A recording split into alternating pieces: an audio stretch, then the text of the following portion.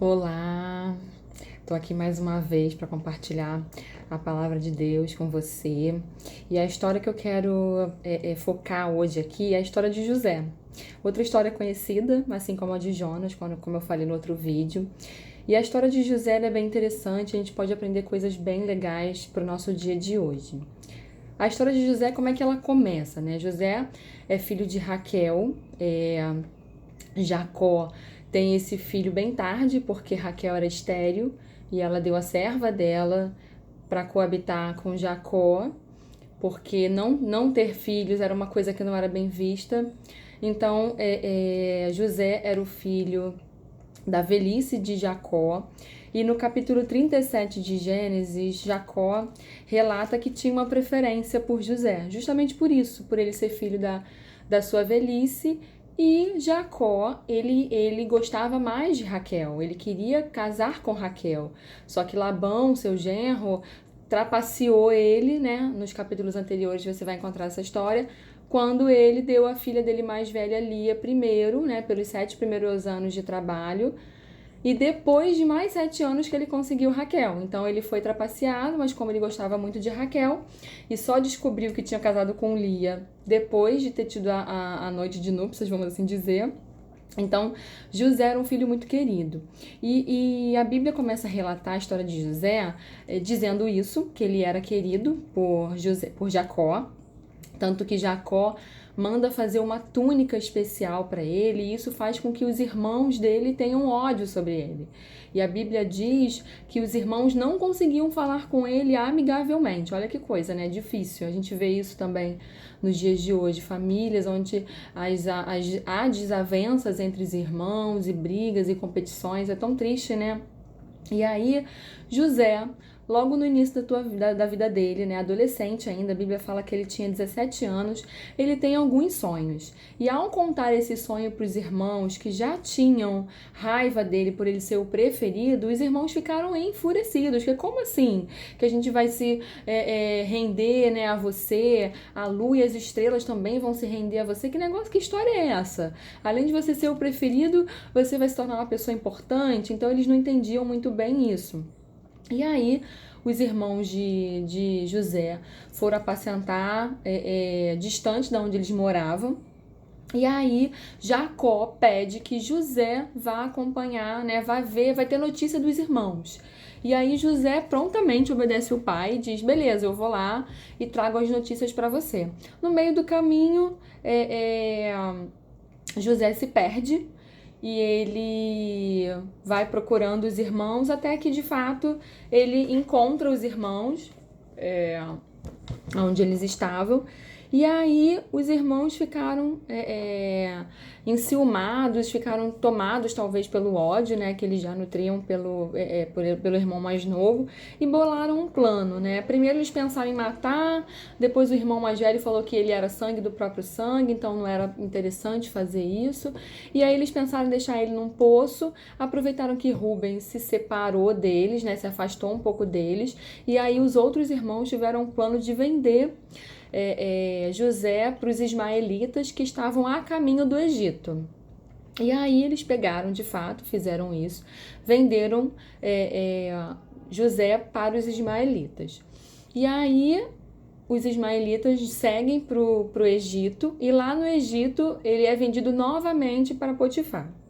E aí começa a história de José se destacando naquilo que ele fazia. Se eu pudesse dar um título para essa reflexão de hoje, seria Ouse Viver. Por que ouse viver?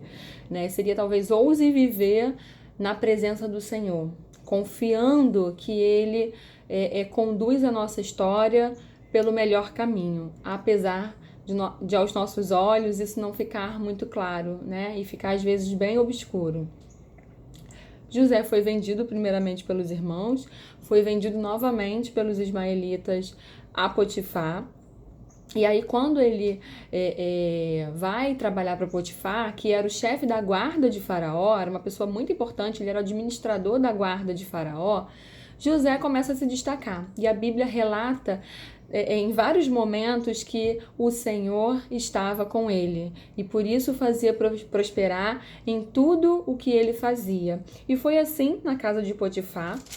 Potifar confiou a José todos os seus bens e José passou a ser administrador de tudo que Potifar possuía. E ele ganhou e ele conquistou uma admiração muito grande diante de Potifar. E aí vem a história, né, da mulher de Potifar assediando José, só que José, né, um homem íntegro, se recusa, foge disso, né, e a Bíblia relata que José ele era formoso na aparência, né, então a mulher de Potifar deve ter se sentido atraída por José, mas ele, um homem íntegro, nega aquilo, né, dizendo: como posso fazer eu isso ao meu senhor, né, no caso a Potifar? Ele confia tudo que ele tem a mim e a você, inclusive. Eu posso fazer qualquer coisa aqui, mas eu não posso tocar em você. Revoltada que ela fica, tenta persuadir José mais uma vez e ele foge, só que ele deixa a túnica. E aí ela deturpa a história. Ela diz que José tentou assediar ela e aí quando Potifar fica sabendo dessa história, ele fica revoltado, pega José, lança ele na prisão do faraó. Lá na prisão, a Bíblia relata que o Senhor estava com ele e também o concedeu bênção ali, tanto que José, ele ganha simpatia do carcereiro e em pouco tempo ele já estava administrando toda aquela prisão, cuidando de tudo, né, de todos os prisioneiros. E a Bíblia relata também que teve uma situação onde o copeiro e o padeiro de Faraó se desentenderam com ele e foram mandados também para a prisão. E nessa prisão, eles ficaram aos cuidados de José. E esse copeiro e esse padeiro também tiveram sonhos e foi José quem interpretou. E quando José interpretou os sonhos, né, o copeiro ia ser restituído à função dele e o padeiro ia ser decapitado, ia ser morto, pendurado numa árvore e, né, revelou os sonhos para cada um deles. E, de fato, os sonhos, né, a interpretação, ela concretizou-se, porque logo depois foi aniversário do faraó e ele restituiu o copeiro e, de fato, enforcou o padeiro. E aí, quando José estava interpretando o sonho do copeiro, falou assim: olha, quando você estiver bem na sua vida, lembra de mim, fala de mim lá para o faraó, para que eu possa sair dessa prisão, né? Porque eu fui vendido injustamente e vim parar aqui também injustamente. Mas aconteceu que o copeiro esqueceu daquilo que José tinha pedido a ele. E a Bíblia relata que 2 anos depois, o faraó veio ter um sonho. E ele estava muito perturbado e o copeiro ficou sabendo desse sonho e aí que ele lembrou de José. Então se passaram 2 anos que José estava na prisão. E ele falou assim: poxa, quando eu estava na prisão, tinha um encarregado do carcereiro que interpretou meu sonho e de fato foi o que aconteceu. E ele disse ao faraó quais foram os sonhos, né, tanto dele quanto do padeiro. E o faraó falou: poxa, então traz ele aqui que eu preciso dele. E o sonho do faraó é aquele sonho bem conhecido, né, onde 7 vacas gordinhas saem do rio Nilo, e aí elas estavam na beira do rio, enquanto 7 vacas magras saem do rio, comem as 7 vacas gordas, e elas permanecem magras, né? Esse foi um dos sonhos, e depois o outro sonho foi das 7 espigas bonitas, né? E as 7 espigas feias, que também devoravam as espigas bonitas, e elas permaneciam feias. E aí o sonho, o faraó acordou de ambos os sonhos no final dessas cenas, vamos assim dizer. Perturbado ele, José foi chamado para interpretar e a interpretação que o Senhor deu a José foi: vai ter 7 anos de fartura, mas depois vão ter 7 anos de fome. E se não se cuidar da produção nos anos de fartura, a fome pode prevalecer a fartura. E a instrução que José deu foi que nos anos de fartura, nos 7 anos de fartura, fosse separada uma parte de tudo que fosse produzido para que quando tivesse fome, o Egito pudesse vender essa comida aos outros povos. E aí o faraó, né, ficou tocado pela interpretação de José, entendeu que aquilo ali era algo especial e pegou, tirou ele da prisão e colocou ele como encarregado de tudo que ia ser feito nesses 7 anos. E de fato aconteceu isso, a Bíblia relata que os celeiros do faraó, eles tinham tudo assim a perder de vista, né, de tantas coisas que eles foram acumulando. E isso porque, de fato, o Senhor estava com José e ele fazia ele prosperar aonde quer que ele estivesse, o que quer que ele estivesse fazendo. E aí acontece que a fome chega ao Egito e afeta também a família de José, fazendo com que eles fossem para o Egito para comprar comida, né? Porque Jacó pediu para que os filhos fossem lá pedir comida, já que lá era o único lugar que tinha comida. Quando os irmãos chegam lá, eles não reconhecem José e José também não se revela para eles. E aos poucos José vai instigando eles para que eles possam ir revendo talvez a história. E depois José se revela a eles, eles acham que José vai ficar indignado, mas José tem um coração moldado pelo Senhor. E aí ele se compadece com os irmãos e ele perdoa os irmãos, né? Dá pra gente entender que acontece isso. Dentro dessa parte da história de José, por que é ouse viver? Primeiro que José, ele era um filho muito querido de Jacó e ele foi invejado, né? Ele foi tratado mal, ele não era bem visto pelos irmãos, nem bem quisto, né? Porque quando a Bíblia fala que os irmãos não conseguiam tratar ele amigavelmente, devia ser uma situação bem delicada para José. E ainda assim, quando o pai dele, Jacó, pede que ele vá ter notícia dos irmãos, prontamente ele vai. Então ele não permitia que aquilo que os irmãos viviam contra ele afetasse o seu coração, contaminasse o seu coração. Então, primeira coisa é que José, ele tinha uma mente conectada com aquilo que Deus tinha para a vida dele, porque ele entendia que aquela revolta que os irmãos tinham era porque eles tinham ciúmes, é porque eles não entendiam muito bem a relação que José tinha com Deus, porque quando José já interpretava, né, já tinha tido aqueles sonhos bem novinho, ele já mostrava que tinha, né, um relacionamento com Deus, porque quem recebe esses sonhos, quem tem essas visões, são pessoas que se colocam na brecha, que gastam tempo para que o Senhor possa as usar, possa né, revelar a elas aquilo que Ele tem para a vida delas, ou enfim, uma palavra, uma mensagem. Então isso mostra que José já tinha um relacionamento com Deus, e que talvez os irmãos não entendessem muito bem isso. E aí José é vendido pelos irmãos, olha que coisa difícil de entender. E ele, na Bíblia, não relata José reclamando em nenhum momento. E ele entendia que Deus estava com ele e ele fazia o melhor, porque por mais que Deus estivesse com ele, abençoando ele, ele também estava disponível para fazer o melhor. Seja sendo vendido como escravo, né, depois trabalhando para Potifar.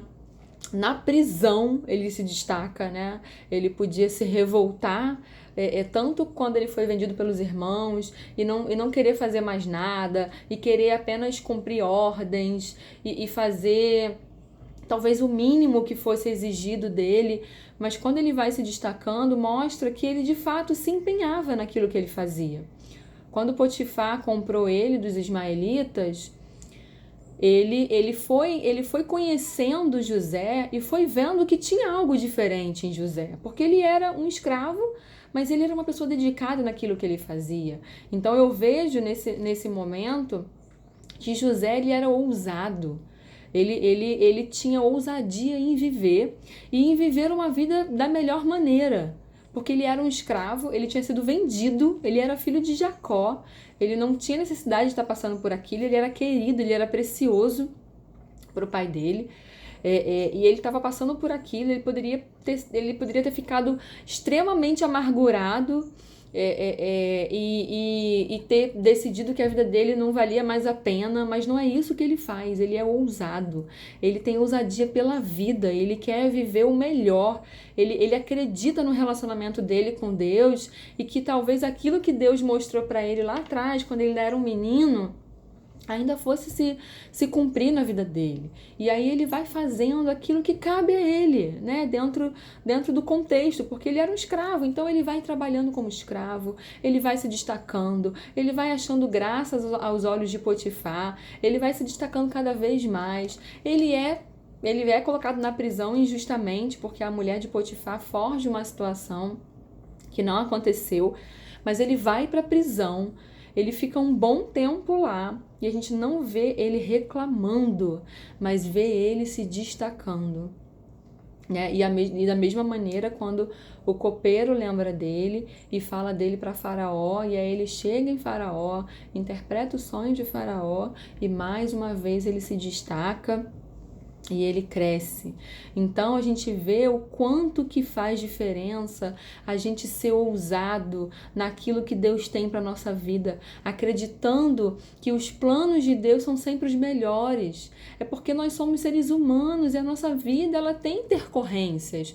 Eu não acredito, né? Não tenho a tendência a pensar que foi Deus que fez com que ele fosse vendido. Eu acho que isso foram as intercorrências da vida, porque isso fala das escolhas que os irmãos de José fizeram e que nem tudo está extremamente sendo guiado e conduzido por Deus, mas Deus cuida das circunstâncias que nos acometem e fazem com que elas nos ensinem e nos forjem, nos transforme, nos molde segundo aquilo que Ele quer para nossas vidas. Então, assim como José foi ousado diante das dificuldades, ele foi sempre o melhor que ele pôde dentro do contexto que ele estava vivendo, que a gente possa se apegar a esse exemplo tão bonito, né? Quando José virou governador do Egito, se eu não me engano, ele tinha 30 anos de idade quando ele começou. Olha quanto tempo se passou, né? Foram 13 anos, porque ele tinha 17. Então se passaram 13 anos. 13 anos é bastante coisa, né? Mas ele permaneceu focado naquilo que o Senhor tinha para a vida dele. O que será que Deus tem para a sua vida? O que será que o Senhor colocou, plantou no seu coração lá atrás? Quando você era um pouco mais novo, quando você vivia um relacionamento diferente com o Senhor. Porque eu olho para a minha vida e vejo o quanto a modernidade, ela atravessa a nossa vida espiritual, o quanto que as cobranças e os apelos da sociedade por ter uma vida cheia de coisas, por criar em nós, né, uma mentalidade de que para sermos felizes precisamos ter isso ou aquilo outro. Isso vai atravessando nossa espiritualidade e vai nos afastando do que de fato é importante, que é estarmos nos relacionando com Deus, conectados com aquilo que Ele tem para nós, entendendo que a nossa vida é relevante, que Ele conta com a nossa vida, porque Ele é Deus e Ele poderia fazer tudo num piscar de olhos. Mas Ele escolheu contar conosco, Ele escolheu nos usar para sermos relevantes, para falar do amor de Deus a quem está ao nosso lado, a nossa família, para vivermos, né, primeiramente em nós a verdade do Evangelho. Então que ainda essa semana você seja encorajado, que você seja ousado a experimentar daquilo que Deus tem para a sua vida, a olhar para as circunstâncias e entender que Deus não se esqueceu de você, porque a Bíblia fala que em todo tempo o Senhor estava com José. Assim como a Bíblia relata que o Senhor estava com ele o tempo todo, assim também é na sua vida. Deus não se esqueceu de você. Deus está com você. Às vezes as circunstâncias, elas nos impedem de olhar para aquilo que Deus tem para nós e nos afastam de fato daquilo que Deus quer fazer com as nossas vidas. Então se reconecte com Deus, procure tempo, né? A gente separa tempo para ver um vídeo, para ver uma série, para ver um filme, e a gente não separa tempo para orar, para ler a Bíblia. Isso é uma coisa que eu tenho resgatado na minha vida. E não tem caminho melhor do que se conectar com Deus, do que reacender o nosso relacionamento com Deus, a não ser pela leitura da sua palavra, que é viva, que revela para nós todas as verdades que precisamos, e também a oração. Que o Senhor possa abençoar a sua vida e a gente se encontra uma próxima vez. Um beijo grande, até a próxima.